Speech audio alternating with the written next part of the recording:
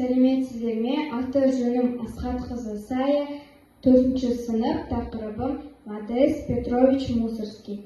Модест Петрович Мусорский 1839 жылы дүниеге келіп, 1881 жылы дүниеден өткен. 9 наурыз 1839 жылы Псков губерниясының Кіріп ауылы Модест помощник отбасына дүниеге келді. Оның әкесі Петр Алексеевич Мусорский Смолянск дворяндарының ескі отбасынан шыққан. Оның әкесі Петр Алексеевич Мусорский гвардия офицерінің ұлы, кең үйдің иесі болған. Жылжымайтын мүлікті мұра етіп алғаннан кейін, ол Санкт-Петербург сенатындағы қызметтен кетіп, көрші Наумова ауылының отставкадағы әскери қызметкерінің қызы Юлия Ивановна Чириковаға үйленді. Мусорскийді музыкаға үйретуді толығырақ қарастырайық.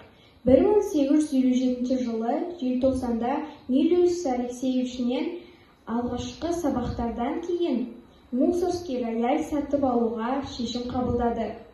Ал Балакирев құралды таңдауға көмектеседі.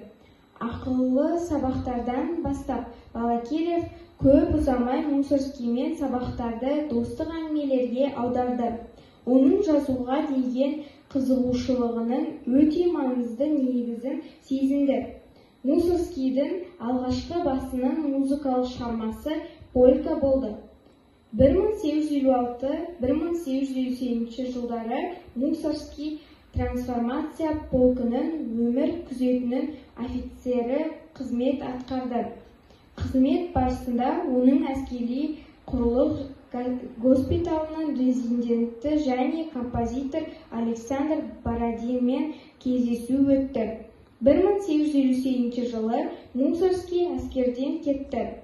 Ол былай деп жазды: әскери қызметті өнермен байланыстыру данышпандық. Композитор Балакиревтің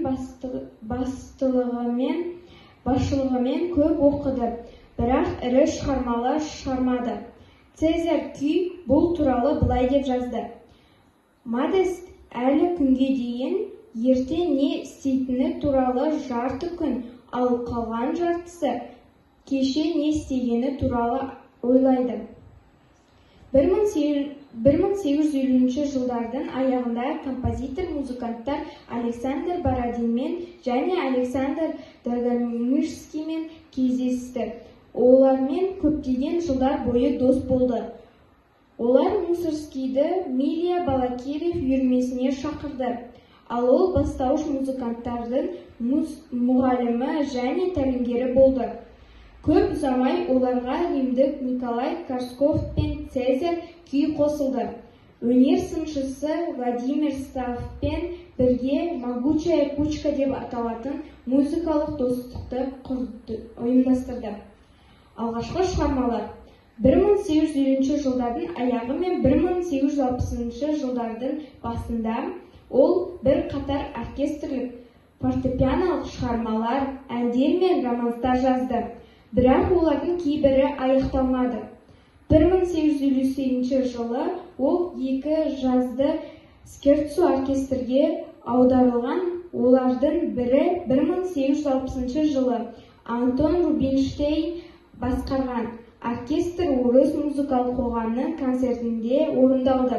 Содан кейін Мусорский симфондық әндеріне музыка жаза бастады. Тек бір бөлігі ғана сақталған. Қызықты деректер.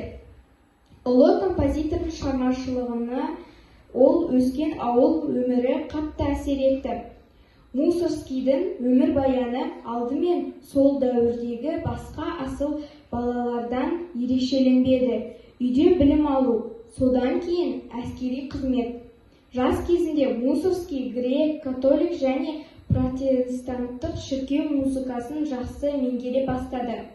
Ол неміс және француз тілдерін жетік білді. Сонымен қатар грек және латын тілдерін жақсы оқыды. Назарларыңызға рахмет.